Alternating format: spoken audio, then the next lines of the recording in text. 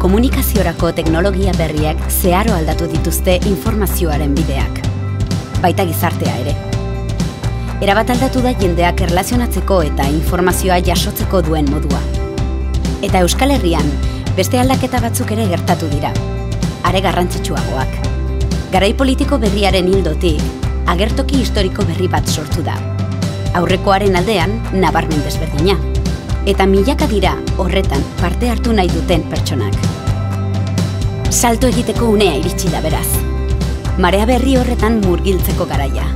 Historian behingoagatik gure norabidean bultzatzen du eta. Informatzeko hedabide digital berri bat dugu. Albisteak dimentsio berri batetik aztertuko dituena, pertsonen dimentsiorik. Sinesten duten hori defendatzen duten pertsonak. Garena, izan nahi duguna defendatzen dutenak. Norbanakoari atea zabalduko dion komunikabidea, bere ideiei eta itxaropenei. Beso zabalik edatu eta garatu nahi duen herri oso batentzat. Azken batean, komunikabide berri hori geu garelako, zeu zarelako, neu naizelako, naiz.